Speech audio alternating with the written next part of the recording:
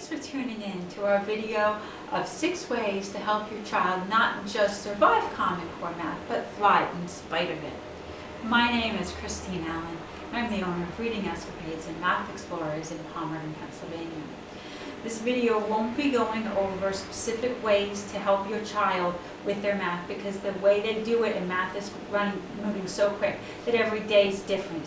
We will, if you want more information, you can always email us about our workshops that we have for parents, our boot camps, and well as our weekly classes. But right now we're going to just give you ways that you can help your child at home be really awesome in math, no matter what the curriculum is or who is teaching it. Before I start, I want to go a little bit about Common Core. Common Core was started because our kids in America ranked 35 out of 37 industrialized nations in math. This is very disturbing. Common Core is supposed to change the way we teach math, so it's more aligned with what the teachings of Singapore, Norway, and Finland are, so that we can compete with them on a global scale, especially when our kids are adults and we're looking at STEM careers. And STEM, you'll find, is a very hot keyword right now, and what it stands is for jobs that are in science, technology, engineering, and what all of these jobs need is a strong foundation in mathematics. And that's not what our current education system is giving our kids a heads up in. It's also theoretically supposed to standardize teaching throughout the country so that every child is doing the same thing in every school on the same day. But that doesn't work, because we all know that things in practice don't often work as well as they do in theory. So let's get on to the 6 things. The first 4 things I'm going to talk about is going to, if you will, vaccinate your child against any bad curriculum or teachers who don't quite understand what they're supposed to be teaching. And the first thing you want to do with your child is really important. And you might want to have them even come into the and watch at least this part of the video, because I know they're not really excited to watch a whole video on math. But that's to embrace that math can be done in multiple different ways.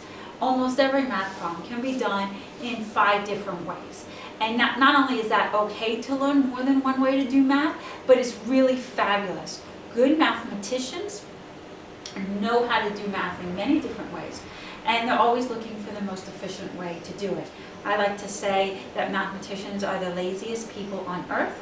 That doesn't mean that they sit around watching television and eating potato chips on the couch, but it means that they're doing the problem in the easiest way that they can do it in that particular instance. So what we want to do is, once we understand that yes, we can do math in multiple ways, learn math in a concept in the way that your child understands it. And once you understand it one way, it's so much easier to understand it in the way that in a different way. So then, once we embrace, we want to also figure out how your child learns best. Do they learn best by reading? Do they learn best by doing or watching, or any other way? Do they learn best by a combination of ways? Once you understand how your child learns, then you can teach them the math in a way that they understand it. And once they do that, then they can be prepared to go into any situation and have the confidence to know that they can learn it sometime later, and they'll be more willing to listen. And these are 2 really important things to help your child. The next thing that we want to do, and this is really, really important, is the younger your child is.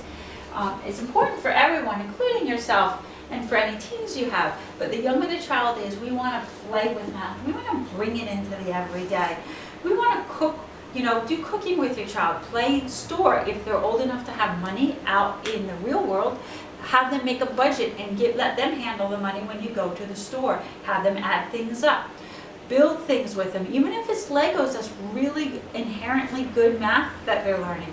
Sew with them. Do crafts with them. That's all doing, especially the sewing and building, is dealing with fractions and decimals and geometry that we just always use. And something that I used to do with my kids as soon as they're toddlers and want their help in the kitchen, took away all the measuring cups that weren't a quarter and a third. So I would have, oh, there's a cup and a half of flour we need. Oh, we have a quarter cup, 4 quarters make a whole cup, and 2 quarters make a half cup, so we need 6 cups. What you really don't want to do at this point, it's really hard to start, but it'll become easier as you do it, is to not test your child. They do enough testing in school. They don't need to be tested by you at home. Just give them the information and trust that your awesome children just will know it. Along with the playing, we want to be reading stories about math, and not cutesy stories, don't force it, but just put it again into your everyday life.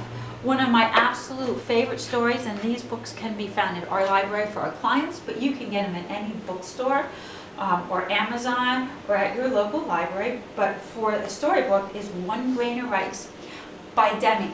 And this talks about permutations, which is doubling a number over and over again. For example, 1 to 2 to 4 to 8 to 16. And in this story, Randy has 1 grain of rice, and she permutates it or doubles it every day for 30 days. And they don't think that it's going to amount to much. However, and this is really exciting for young kids, on the 30th day, she winds up having 536,870,912 grains of rice, and she needs 256 elephants, and that's how many are on this page, to carry it across India to her province.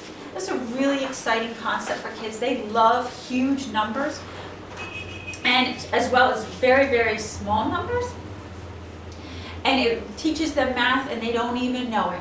If you have older girls or boys, you can read, there's a lot of fiction books out there. One of my favorite for girls is Secret Flies in Algebra by Wendy Lichtman. It's a realistic story about a girl who has just everyday problems in school and at home, and she solves them, and in the meantime she's solving algebra problems as well. I wouldn't go up to your child and say, hey, look, why don't you read this book? It's about math, you'll like it, because we all know how middle schoolers are. But every parent that I've recommended this book and just lay it on the counter for them, every single girl has picked it up and actually has enjoyed the book. Okay, so those are 4 ways that will really help your child, as I said before, vaccinate against any kind of poor curriculum. And then you can also add in other things to that. However, we need to know what we need to pass these all-important tests that are so prevalent right now in our American education system. So what you need to do, what we highly recommend, is that you find someone and you sit down with them. Someone who understands why we do what we're doing and how we're doing it.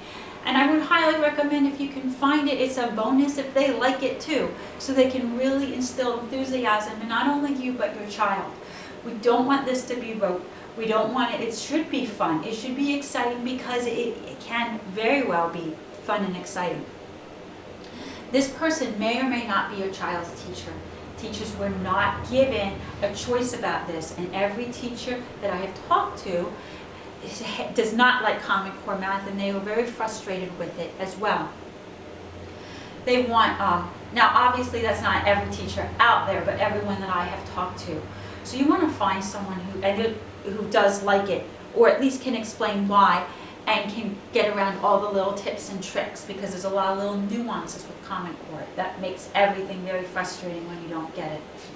And my last tip is to accept that you and your child can do this. You can do math.